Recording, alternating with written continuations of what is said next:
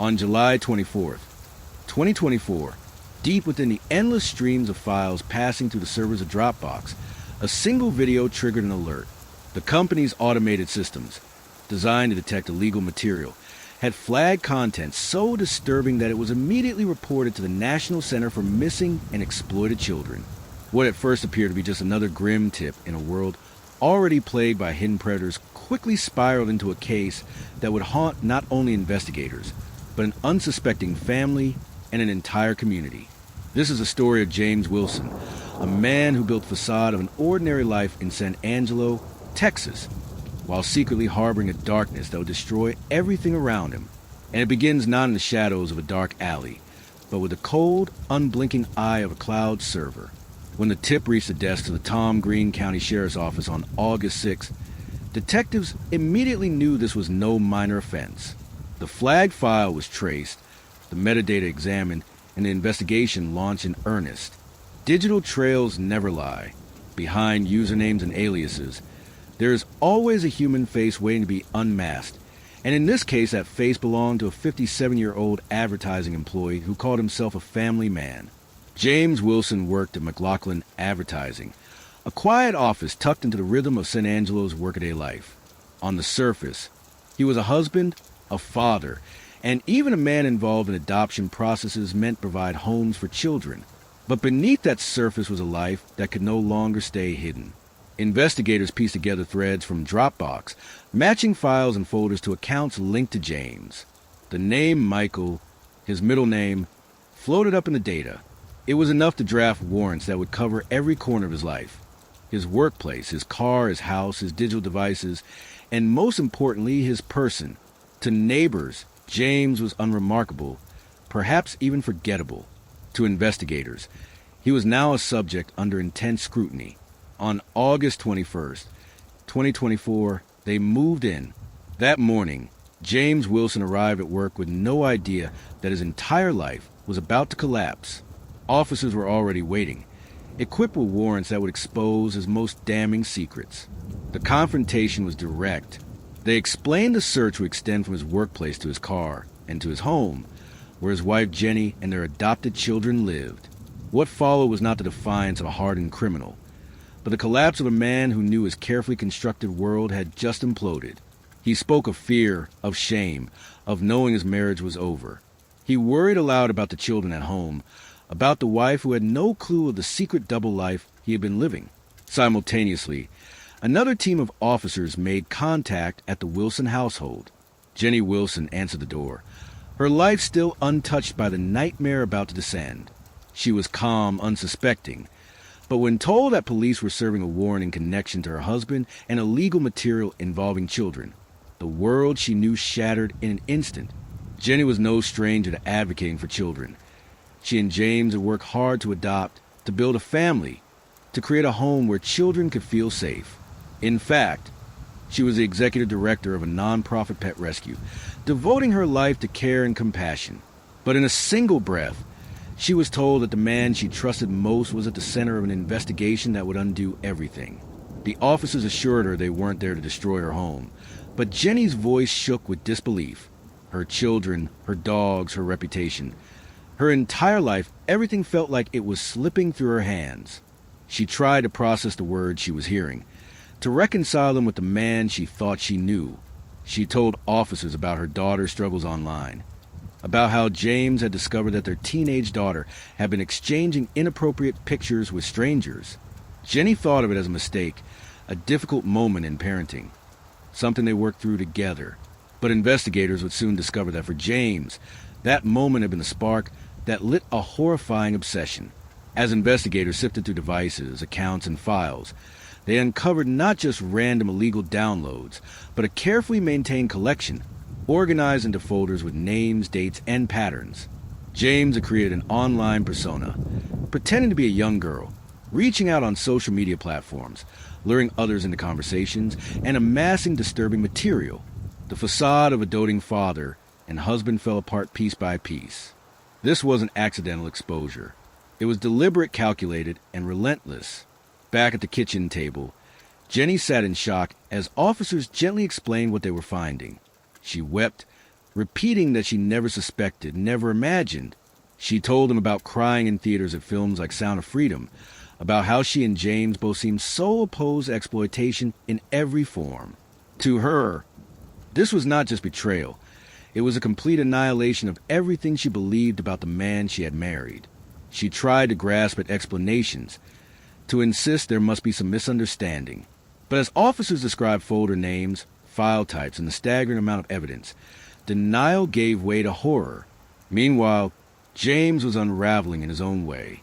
He admitted to collecting files compulsively, describing it as an obsession, even an addiction. He compared it to collecting cards, acknowledging grotesque reality without remorse, only resignation. For investigators, this was both familiar and deeply unsettling. They had heard similar rationalizations before, but the scale of what they were uncovering went beyond mere curiosity.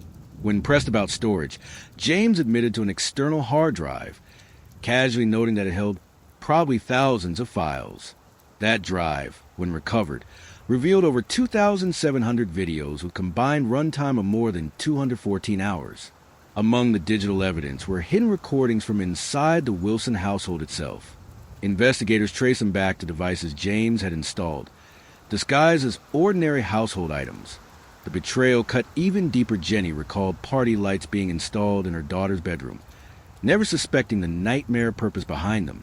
The files were time-stamped, proving this wasn't a fleeting lapse but a prolonged pattern. What Jenny had dismissed as quirks of parenting, or the normal distractions of her husband's late-night habits, now revealed themselves as something far darker.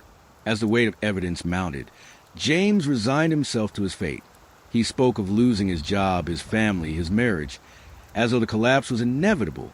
He told officers he had already lost everything. For Jenny, however, the loss was only the beginning. She had to confront the reality that the man she trusted around her children, the man she had built a life with, had not only betrayed her, but had endangered their family in ways she could barely comprehend. She clutched at the idea that perhaps the children had never been directly harmed.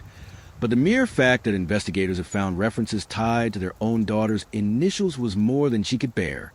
This was no longer a story about digital files and distant crimes. It was a story of betrayal within a home, of the most intimate violation of trust.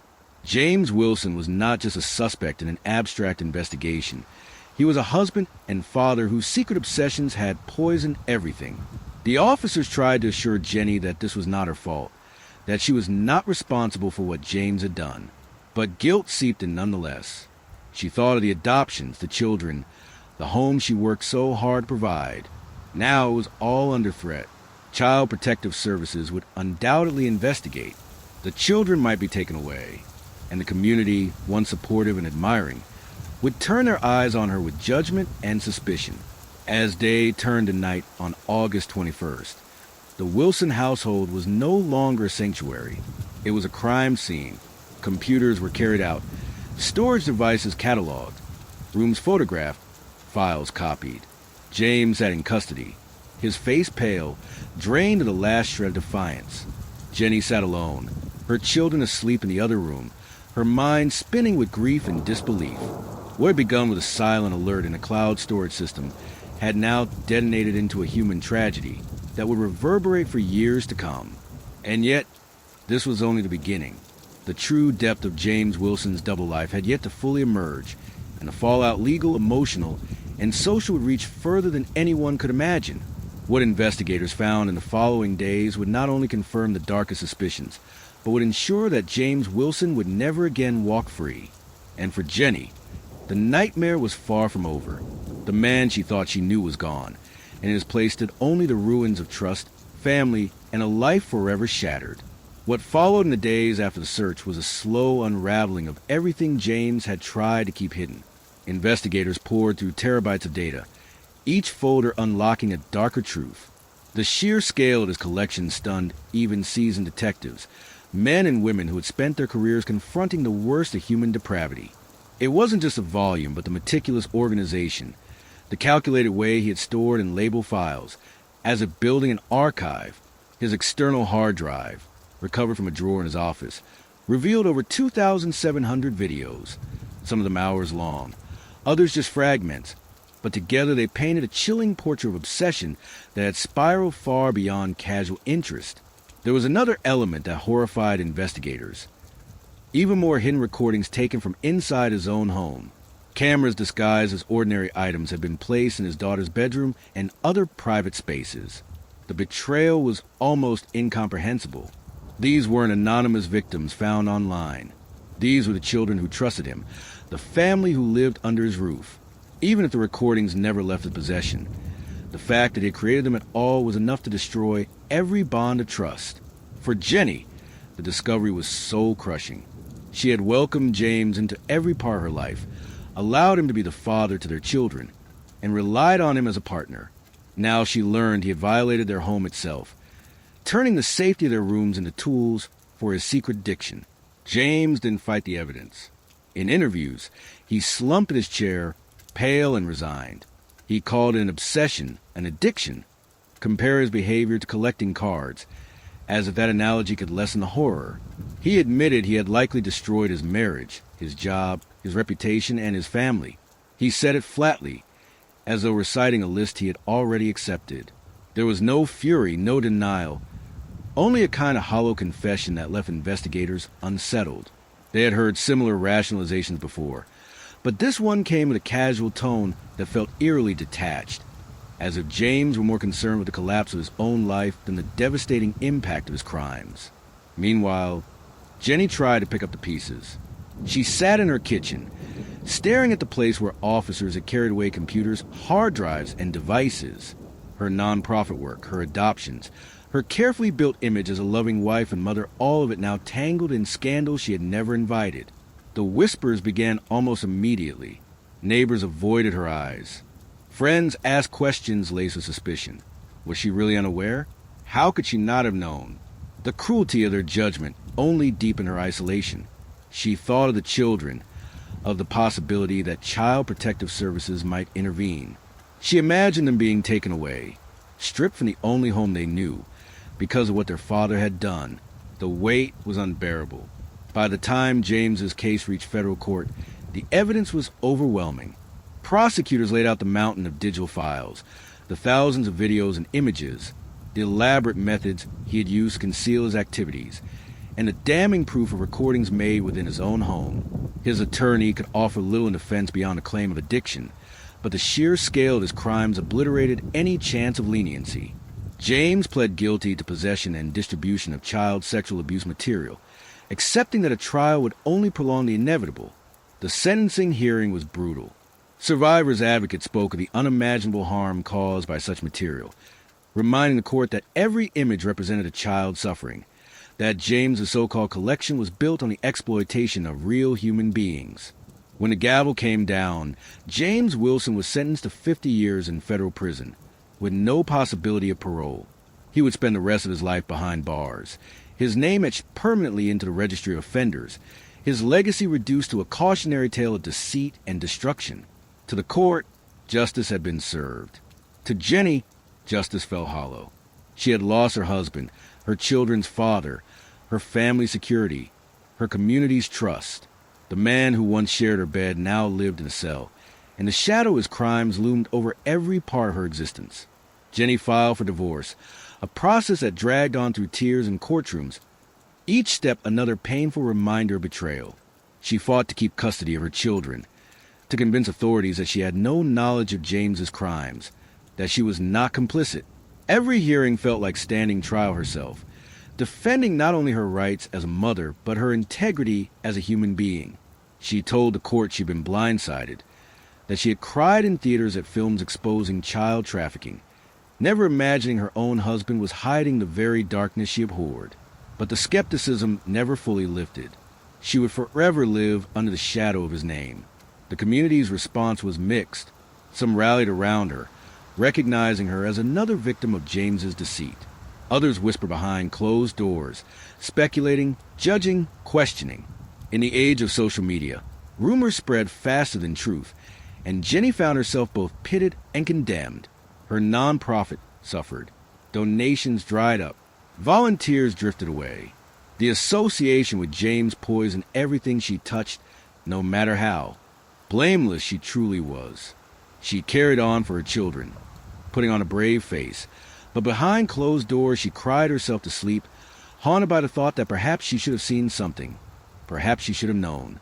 For investigators, the case closed with a sense of grim satisfaction. They had taken another predator off the streets, prevented further harm, and secured a conviction that would last a lifetime. But even they admitted this case carried a lingering weight. The image of Jenny's face when she learned the truth stayed with them. The sight of children's bedrooms turned into crime scenes gnawed at their conscience. This wasn't just another arrest. This was a destruction of a family from within. A reminder that monsters do not always lurk in the shadows. Sometimes they live in the very heart of a home. As months passed, James adjusted to life in prison. He became just another inmate, stripped of his former identity, a number in the system. He received no visitors, no letters, no support.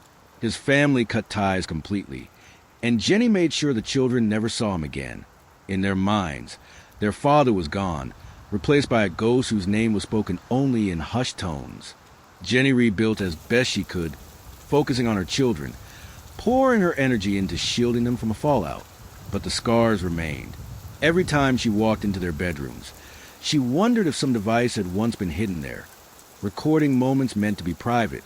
The sense of safety was gone forever. This case serves as a chilling reminder of the dual lives some people lead. James Wilson was not a stranger on the internet or a faceless predator in the night.